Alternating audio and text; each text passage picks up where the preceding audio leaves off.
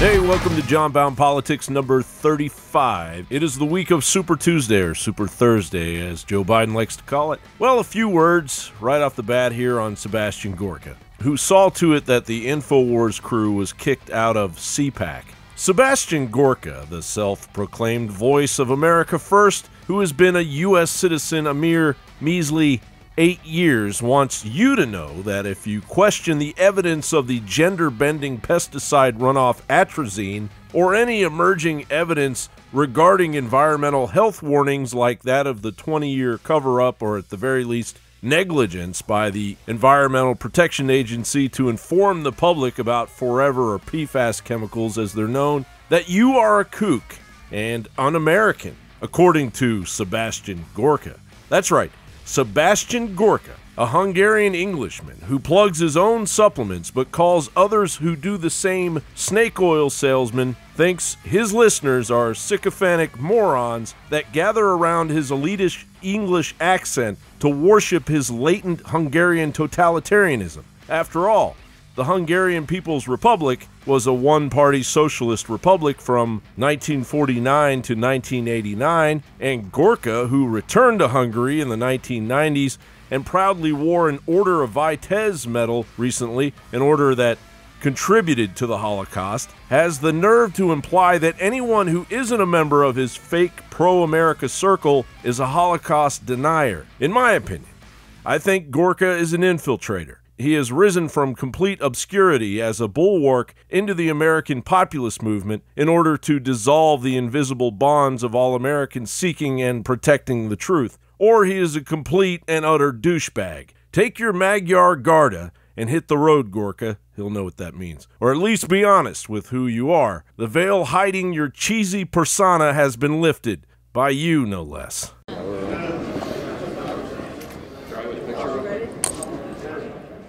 I just want to see this. Oh. Hi. Yeah. Go away, all right? You guys are kooks. You're Okay. crazy kooks and conspiracy theorists. Go away. So we shouldn't be allowed to be here? This is for real conservatives, not people who are snake oil merchants and conspiracy theorists like you. Goodbye. There you go, a rousing diatribe of support from Sebastian Gorka. According to him, we're not real conservatives. We are snake oil salesmen and kooks. Well, these snake oil salesmen and kooks are largely the ones who got Trump elected. So while he's riding our coattails and riding in our wake, he also is trying to get us kicked out of his oh-so-precious conservative action conference. Now, yesterday, there was an incident, of course, where Owen Schroyer was kicked out of CPAC and not given a reason why. Now, Sebastian Gorka applauded this, celebrated this. He was actually questioned on Twitter by C.J. Pearson saying, this isn't right. Why are you supporting the destruction of free speech of fellow conservatives at this conservative political action conference? And Sebastian Gorka claimed that they were kicking out Holocaust deniers. Now, it's not up to him what people think or what they say, and obviously Owen Schroyer has never denied the Holocaust, but these are just the smears that get thrown around. They just lump anybody together. If you're not 100% aligned with them ideologically, aligned with them in the neocon conservative Inc. mindset, you're just bad, you're a kook, you're a snake oil salesman, et cetera, et cetera, et cetera. These are just the smears we've come to expect, and we've never denied the Holocaust, we've never been anti-Semitic, and yet we'll still be smeared with that same brush because it's not about the truth, it's not about reality, it's about them having control over the apparatus of control. And so we represent a threat to that, and so they'll throw anything at the wall just to see what sticks. So I'm going to continue to walk around and talk to CPAC, and people, as you see, will reveal themselves. The mask comes off. They're not in favor of free speech. They're not in favor of true conservatism as we see it. If you're not aligned with them 100%, you're not a true conservative. It's the no true Scotsman fallacy once again. But we'll be here, and I'm allowed to express myself. I'm allowed to exist here. I'm allowed to ask questions. I'm allowed to participate in the political process, whether you like my ideas or not. Harrison Smith, Infowars.com. It has been a struggle warning the public about harmful contaminants in their public drinking water, especially when there are so many arrogant naysayers out there. Saying Alex Jones, sorry, I don't want to mention his name. He's advertising many of these things, and the power lies in these advertisers to pull out of these fear-mongering, hate-loving people that just want to spread hate and division in America. For example, on InfoWars, one of his most famous statements was saying that tap water is turning the frogs gay and it will turn you gay too. First off, gay people are awesome. I don't think that's a problem at all. And secondly, if you notice at the end of that video, he advertises water filters. The truth is hard to swallow. Hydrofluorosilicic acid, a waste byproduct of the phosphate fertilizer manufacturing industry, is in the national water supply. Better known as fluoride, it increases your chances of developing bone cancer and lowering your IQ. The process of dumping toxic waste into our drinking supply was supported by the EPA all the way back in 1983. And regardless of the yeoman efforts of anti-fluoride activism, the corporocratic fluorosilicic acid market is set to grow from its current market value of more than $670 million to over $1 billion by 2025, as reported in the latest study by Global Market Insights Incorporated. MarketWatch reports the global fluorosilicic acid market share is depicting immense traction, majorly due to the increasing demand of clean drinking water and the rise in product application in the corrosion inhibitor industry. Fluorosilicic acid has increasingly reinforced its presence in the water fluoridation process due to its ease of application over competing chemicals. While the runoff chemical known as Atrazine does change the sex of amphibians, and it does turn the frogs gay, regardless of David Hogg's mindless hypocrisy. You think I am like shocked by it, so I'm up here bashing it because I don't like gay people? I don't like them putting chemicals in the water that turn the friggin' frogs gay. Do you understand that? Serious crap. Hayes is testing the effects of chemicals like atrazine, a common herbicide. And now we have a chemical very common in the environment that's effectively sex-reversing animals. And if that wasn't enough to get you to consider a water filtration unit for you and your family, now the public is gradually being told the truth about forever chemicals, something the EPA sat on for over 20 years. EWG released a brand new report on the PFAS contamination crisis. PFAS, or forever chemicals as they're more commonly known, build up in our bodies and don't break down in the environment. Virtually the blood of every American is contaminated with PFAS, which has been linked to an increased risk of cancer as well as other diseases. So what are these chemicals? It's a large class of industrial chemicals. They're surfactants, which means they help other things move easily. With unique chemical and physical properties. Some of them are, because of this chemical nature, makes them very persistent in our environment.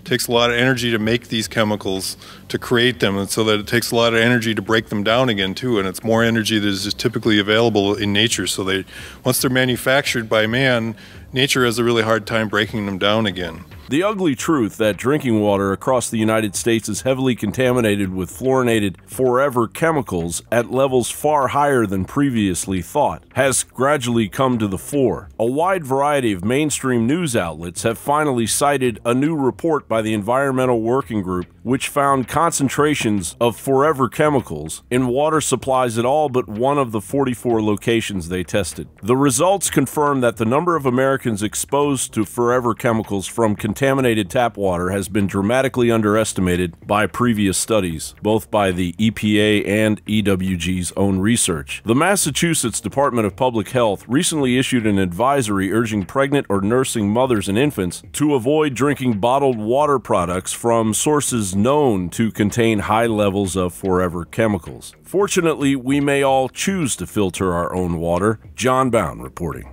Meanwhile, the coronavirus spirals out of control during an election season, rife with propaganda and partisan lunacy.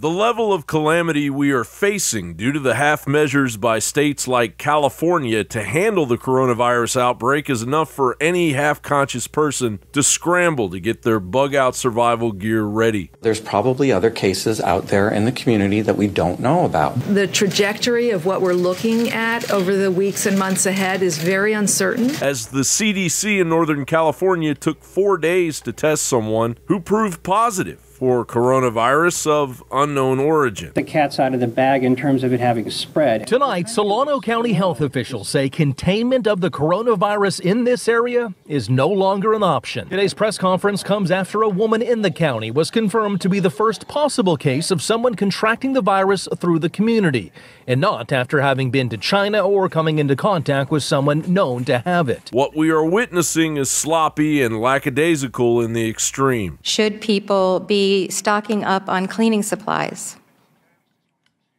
No. Should people be stocking up on prescription medications that they have? Not at this time. Should people be stocking up on food supply? Not at this time. Should you wear a mask if you're healthy? No. As a face mask shortage of standard surgical masks and even N95 respirators is already in full swing. Will Barnes' business supplies medical masks to customers, but first he has to buy them. Empty shelves like this one at the Walgreens in Fairfield is becoming more common. A Home Depot in the same shopping center is also out of masks. Barnes says he attempted to order some from Amazon weeks ago. I just checked Amazon today and they canceled our order. And they're saying that they don't see them coming back in stock. So we're rushing right now trying to find a new supplier.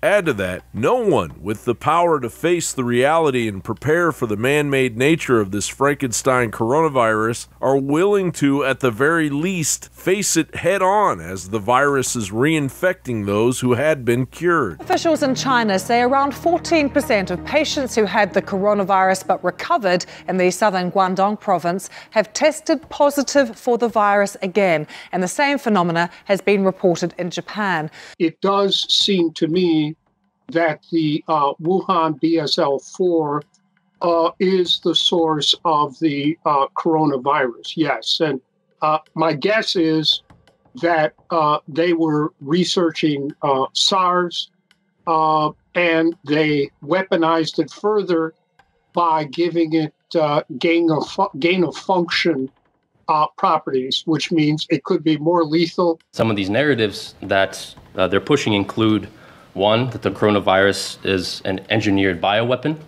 Two, that it was the CIA that cooked up this virus because China is now an economic rival to the United States. And three, blaming Bill Gates as the mastermind behind this. And I'm pretty sure that Bill Gates is a bit busy holed up on an island somewhere reading a dozen books a day, but you get the point. Meanwhile, the Democrats, in true anti-American fervor fashion, are turning this nightmare into a partisan knife in the Trump administration's back, and ultimately the back of the American people.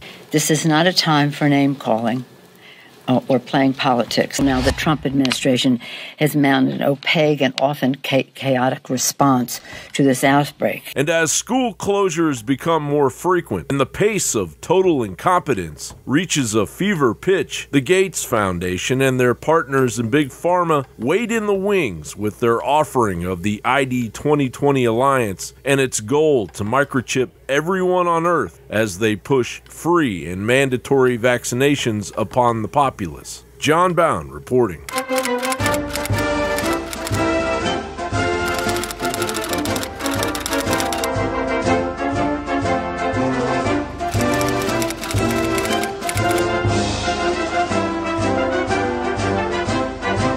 Here in Austin, Texas, our leftist Mayor Adler, who faces a recall petition as well as a petition to cancel South by Southwest, has single-handedly bled our once small town of creative genius dry for his own real estate empire interests. And due to his refusal to cancel South by Southwest, which is an annual multi-million-dollar jackpot for the city of Austin that would bring everyone from every corner of a coronavirus-riddled planet Earth to our tiny, underprepared city, attempts to move the ball forward into the dark night of a probable outbreak simply because he's already spent that money. In a show of total irony, one of Adler's protected homeless class torched an art installation of a grackle, a common bird here in Austin, that sat in front of City Hall.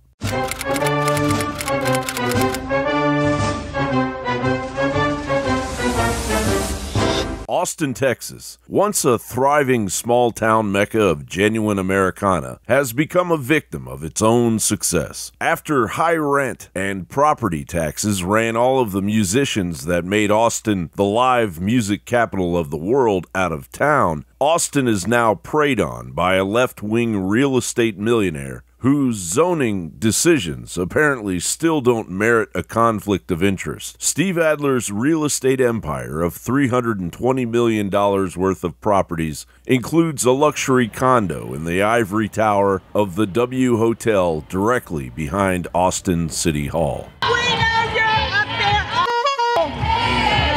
Yeah, where are we calling you? Mayor lives in the penthouse at the W, and when he comes out to walk among us, he has a security detail that's armed, and he keeps telling us how safe we are. He is a liar.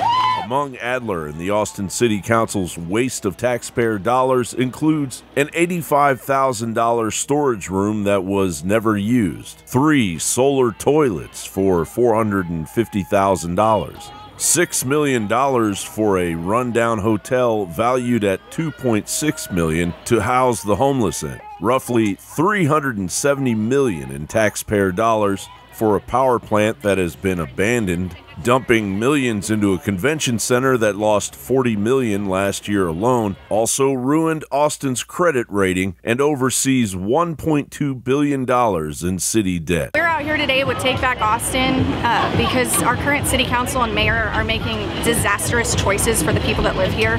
Some of those decisions that they've made include the new land code rewrite, Code Next.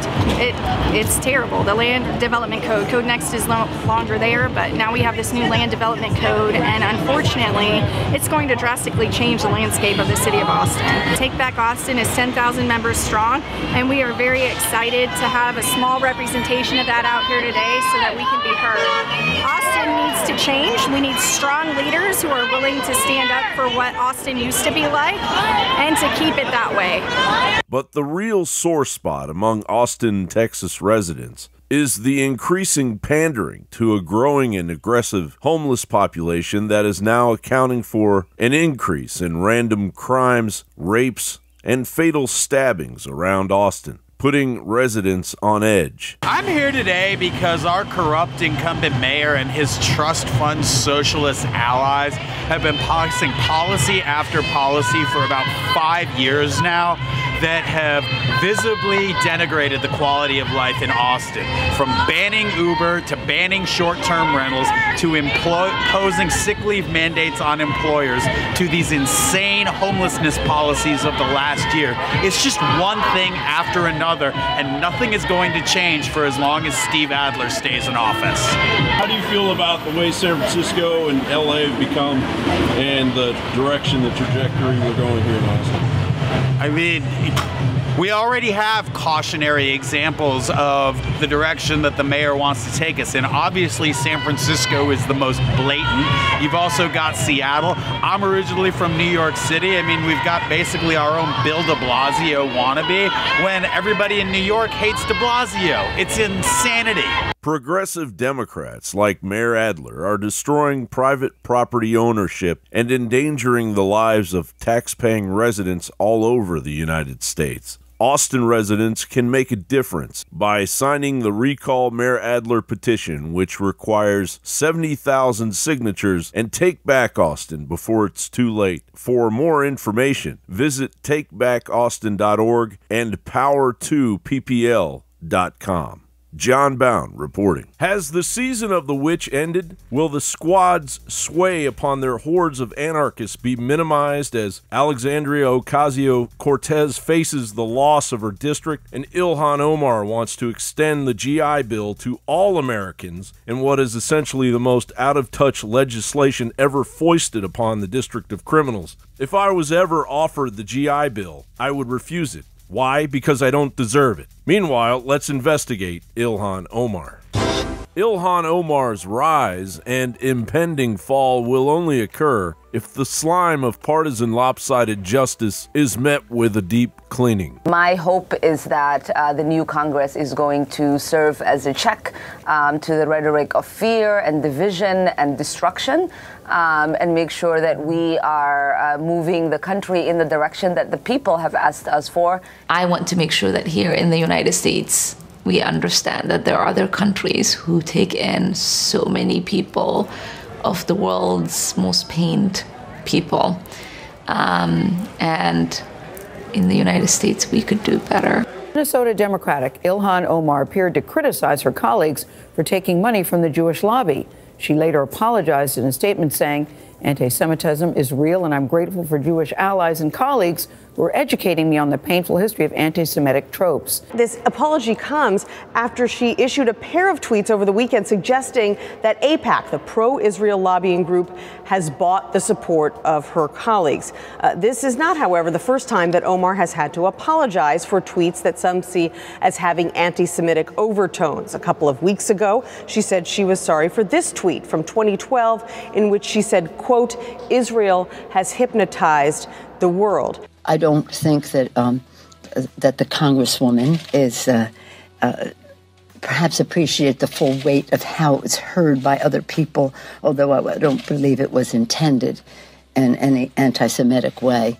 You're speaking at a fundraiser for CARE, describing the 9/11 terrorist attack that killed 2,977 people, and you said some people did something.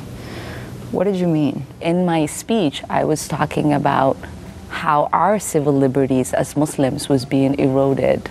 We have to take action when a president is openly violating the oath he took to the Constitution of the United States and the core values we aspire to. As Martin Luther King said, all we say to America is, be true to what you say on paper.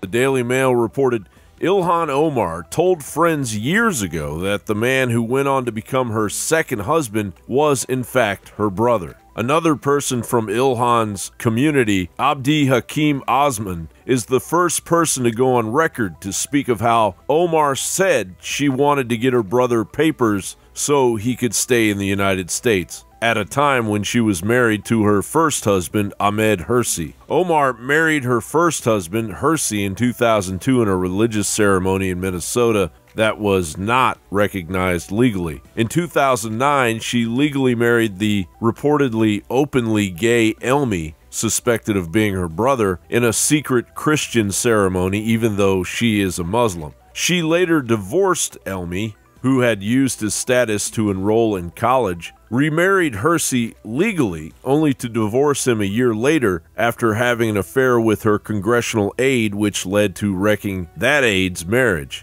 Confused? I understand. Last year, 2 FBI agents looked into the allegations, but rather than open a full-blown investigation, simply shared their findings with ICE and the Department of Education. As the New York Post reported, if Omar did marry her brother, she could be found guilty of committing marriage fraud, a felony offense punishable with a prison sentence of up to 5 years and a fine of up to $250,000. John Bound reporting. To the Muslim world, we seek a new way forward based on mutual interest and mutual respect.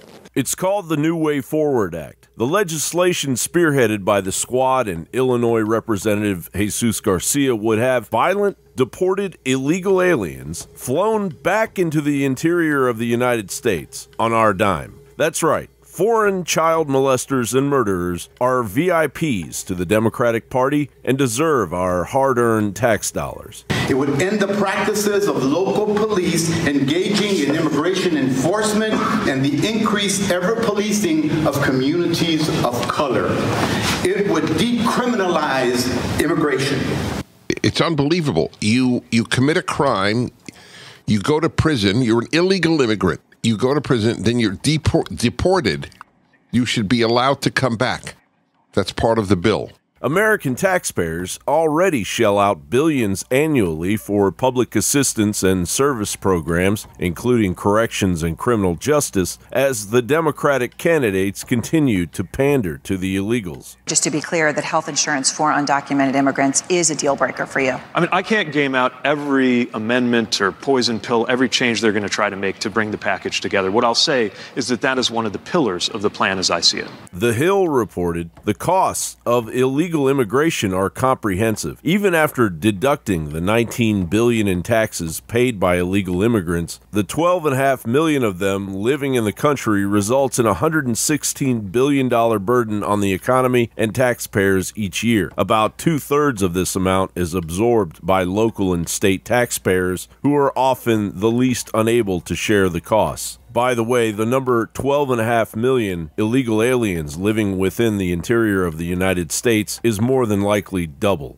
They're here illegally under whatever circumstances they may have come. Well, then they're in the same pool as if MIT is correct, the 22 million people who are here illegally. The number, 22 million, comes from a study by the Massachusetts Institute of Technology and is double what other estimates have been. One of the major drivers of the increasing costs is the 4.2 million children of migrants who automatically became American citizens. Taxpayers are indeed on the hook for over $45 billion in state and federal education spending annually, not to mention the added burden of increased social welfare dollars. Much of the almost $30 billion in medical and assistance funding is sparked by the fact that non-citizen families in the United States are twice as likely to receive welfare payments than native-born families. We are a nation of laws. For America to be a strong nation, we must have strong borders. Meanwhile, the Trump administration is enforcing a rule that would make it more difficult for migrants who may use or already receive public benefits from getting green cards, while deploying elite tactical agents to aid in enforcement in major sanctuary cities. And after years of terror attacks and having their hands tied by the EU, Great Britain is following Australia and the United States' lead, as Sputnik reports. The United Kingdom will bar entrance to non-English speaking migrants and unskilled overseas workers, according to a post-Brexit immigration plan presented by the government. Under the new plan, migrants willing to work in Britain must speak English and have an offer of a skilled job. This will earn them 50 points, but to be able to work in UK, they'll need to have 70 points, with points being rewarded for having qualifications, working in a sector where there's a shortage of workers, or having a PhD in a subject relevant to the job. But tanking Democrat candidate Joe Biden would have us all believe that any concern we might have about our disappearing tax dollars is bizarre. John Bound reporting.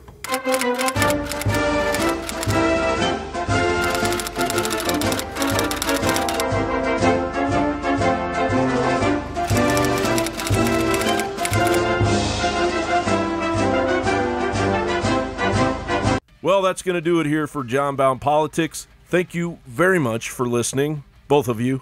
Please tell your friend. You can find me at dailynewscollective.com, band.video, at Newsbound on Twitter, hcuniversalproductions.com, and John Bound Politics on YouTube. Good night, America, wherever you are.